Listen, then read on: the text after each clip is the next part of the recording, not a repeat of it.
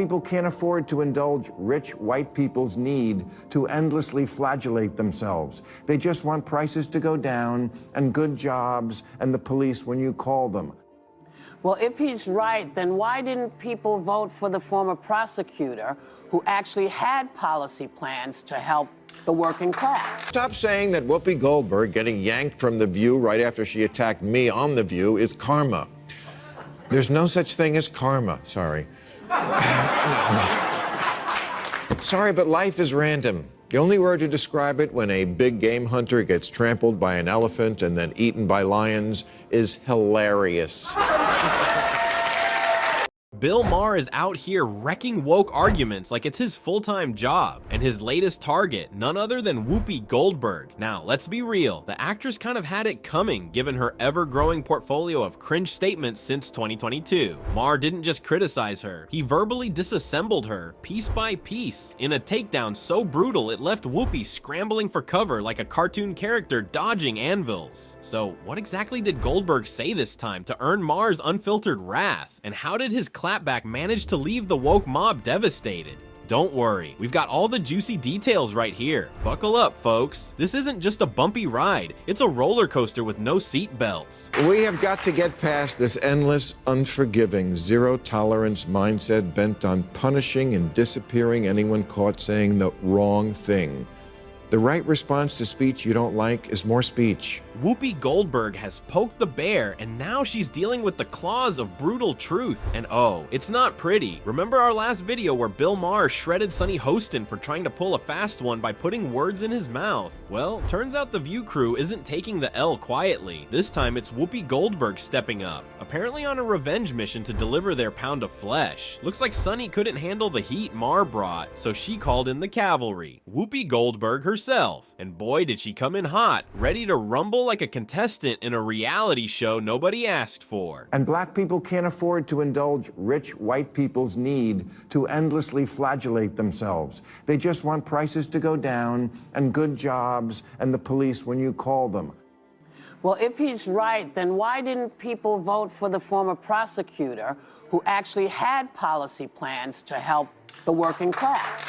I mean, classic Whoopi Goldberg, flipping through the woke playbook like it's her Bible. When your argument's sinking faster than the Titanic, whip up a straw man and go on the attack. Bill Maher was making a clear point about black Americans wanting better jobs, a stronger economy, and responsible policing. Simple enough, right? But here comes Whoopi rambling about voting for a former prosecutor with plans for the working class. Does that connect? Nope. Do you see the logic? Of course not, because there isn't any. It's like she's playing darts blindfolded, hoping something sticks. Spoiler alert, it doesn't, and Bill Maher didn't let it slide. Let's tear down statues of Lincoln and get rid of the police. Just, you know, no. It's not that I've gotten old, it's that your ideas are stupid. Bill Maher didn't mince any words there. He pointed out that Whoopi's ideas are probably nonsensical, which is typical of The View. The View has become the political talk show equivalent of a train wreck. Painful to watch, yet somehow impossible to look away from. Sure, it's known for its controversial and, let's face it, questionable takes on just about everything. But Sunny Hostin and Whoopi Goldberg managed to elevate the chaos to new heights with their utterly outrageous commentary. Remember that time Charlemagne the God braved the set as a guest? You could practically see him wondering if he'd stumbled into some sort of alternate reality. The criticism is valid because, you know, Democrats stand on this moral high ground all the time and, you know, they act so self-righteous. The reality is he didn't have to say anything in regards to, you know, whether or not, you know, his son wanted to be pardoned. He could have said, hey, man, I'm not focused on that right now. Here's the backstory. President Joe Biden, the self-proclaimed champion of no one being above the law, just pardoned his son Hunter Biden after, surprise, surprise, he was found guilty of corruption and other related offenses. Talk about family values, right? This move has predictably set off a firestorm of criticism. After all, how do you square the whole no one is above the law shtick when your son gets a free pass? It's almost like saying, justice is blind, unless you're a Biden. Hunter's guilt was as obvious as a toddler caught with cookie crumbs on his face, yet somehow accountability just didn't make it onto the family calendar. And that was Charlemagne's point. If the woke mob claimed no one was above the law, then they should live by their own standards. Simple, right? Well, Whoopi thought otherwise. I'm gonna stop you for a second. Uh-oh. Only because you don't know that it was a lie. We don't know why he changed You his really think he just changed his mind over Thanksgiving weekend all of a No, sudden? I'm going to tell you what I think. Okay. Yeah. I think he changed his mind because he got sick of watching everybody else get over. And there you have it, another eye-roll-inducing gem from the queen of cringe herself, Whoopi Goldberg. This time, Whoopi actually claimed that President Biden didn't lie when he said no one was above the law. Really, Whoopi? Because there's a mountain of evidence, video, audio, and probably even cave paintings, proving he said exactly that. This nation was founded on the principle that there are no kings in America. Each of us is equal before the law. No one is above the law. Watching Whoopi tell a blatant lie is like watching someone confidently argue the sky isn't blue while standing under a cloudless sky. At this point, Whoopi's mental gymnastics could qualify her for the Olympics, but even then, she'd probably trip over her own logic. You could even see the shock on Charlemagne's face at Whoopi's statements. But she didn't stop there. She claimed it is possible Biden changed his mind because he was sick and tired of watching everybody get over him. Charlemagne was stunned into silence. So I'm just going to follow the straight and narrow always, because that's what's expected of Democrats. But that's their fault. They're the ones that They're go out there and they stand on this moral high ground. Listen, they don't have to do You it. see, the problem with the woke mob is they only call out wrongdoing when the offender isn't part of their exclusive little club. But when the guilty party is one of their own, suddenly the outrage turns into a whispered defense or a convenient case of selective amnesia. Of course, Whoopi and her ilk got away with their shenanigans because it was Charlemagne on the show. But when Bill Maher got wind of their antics, he said, "Hold my beer," and he delivered one of the finest verbal eviscerations we've heard in a while. You love to speak truth to power, and we always should, but you have completely lost the ability to speak truth to bullshit.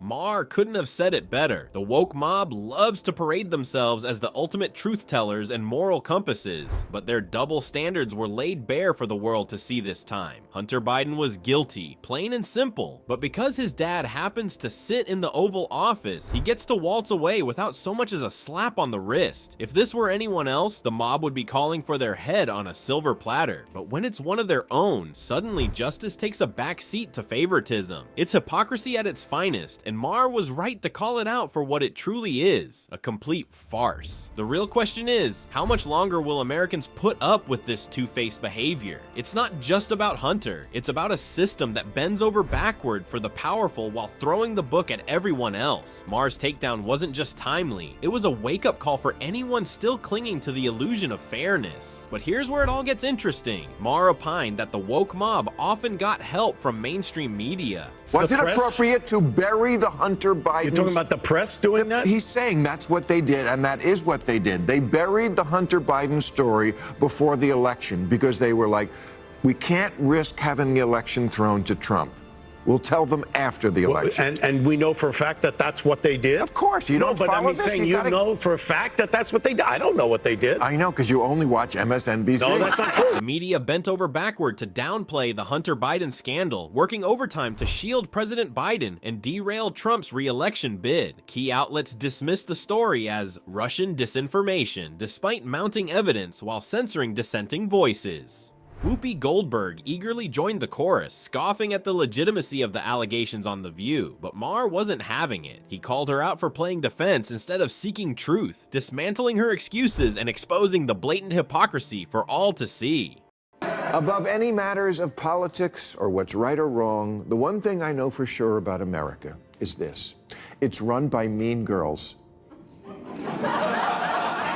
Mean girls in the press and in politics and in life. And when they smell blood in the water, The lust to finish off a vulnerable person will never be Maher denied. was spot on. The ladies of The View, especially Whoopi Goldberg, aren't just woke. They're like a pack of mean sharks, circling and ready to tear apart anyone who doesn't align with their ideology. Their brand of debate isn't about discussion or truth. It's about silencing dissent and enforcing their worldview with snarls and snark. Whoopi, in particular, has perfected the art of dismissing opposing voices with a wave of her hand, as if differing opinions are beneath her. Maher, however, wasn't afraid to call them out, exposing their tactics for what they are, bullying disguised as activism. It's no wonder he's become a thorn in their side, consistently shining a spotlight on their hypocrisy. For viewers tired of one-sided narratives, Maher's takedowns feel like a breath of fresh air in a room full of stale arguments.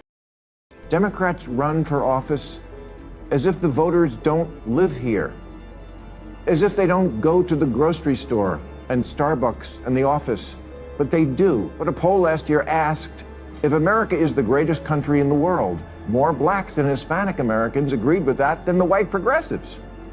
It asked if racism is built into our society. White progressives agreed with that at higher levels than black and Hispanic people. It asked if government should increase border security. Same result. Hispanic Americans are less okay with illegal immigration than whitey. And black people can't afford to indulge rich white people's need to endlessly flagellate themselves. They just want prices to go down and good jobs and the police when you call them. Black people, they're just like us. Maher argues that the woke mob needs to stop clutching their pearls over Trump's win and start facing reality. He didn't steal it, cheat for it, or conjure it out of thin air. He won it fair and square because millions of Americans liked what he was selling, no matter how much it made the progressive left gag. Instead of blaming Russia, racism, or whatever scapegoat is trending on Twitter this week, maybe it's time to accept that democracy means sometimes the other team scores. It's not a glitch. It's the system working as intended. The sooner they stop playing the victim and start playing strategists, the better shot they'll have in 2028 or even 2032. I said there's a coalition of Trump voters, people who really like him. They certainly are those. And then there's people who don't necessarily like him that much, but they still think he's less crazy than stuff that strikes them as aggressively anti-common sense. Bill Maher nails it again. Not everyone who voted for Trump is hosting MAGA rallies in their backyard or swearing fealty to golden statues. A lot of them held their noses and cast their votes because they were sick of the Democrats' sanctimonious sermons and the woke mob's increasingly anti-common sense agenda. Let's be real. When you're cheering for biological men to dominate women's sports or holding rallies that look suspiciously sympathetic to groups like Hamas, you're going to lose a chunk of the electorate. People didn't vote for Trump because they loved his tweets or his tanning bed glow. They did it because the alternative seemed like a lecture from a self-righteous vegan at a BBQ. If the left wants to win, maybe it's time to stop alienating the middle by embracing every fringe idea in the activist playbook and start focusing on what actually makes sense to the average American. Finally, new rule, stop saying that Whoopi Goldberg getting yanked from The View right after she attacked me on The View is karma. There's no such thing as karma, sorry.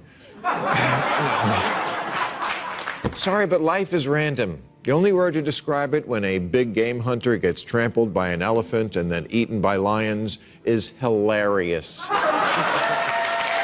Yep, it's comedy gold. Bill Maher didn't just deliver the final nail in Whoopi Goldberg's coffin, he practically built the whole thing while laughing at the absurdity of it all. Whoopi, the self-appointed high priestess of the woke mob, decided to take a swing at Maher for daring to think for himself. Big mistake. Maher's response, vintage Bill, sharp, unapologetic, and devastatingly funny. He called out the irony of a co-host of The View, a show that markets itself as a forum for diverse opinions, attacking him for having a view she didn't like. It's a little rich, isn't it? A group of people who cry tolerance at every turn seem to think the word means tolerating only their opinions. Maher, as usual, wasn't having it. He laid bare the hypocrisy of the woke echo chamber that Whoopi and her crew inhabit, where critical thinking is replaced by tribal loyalty and dissent is treated like heresy. Watching Maher dismantle their flimsy arguments was like watching Picasso paint, only with sarcasm and logic as his brushstrokes. And with this, we draw the curtains on today's episode.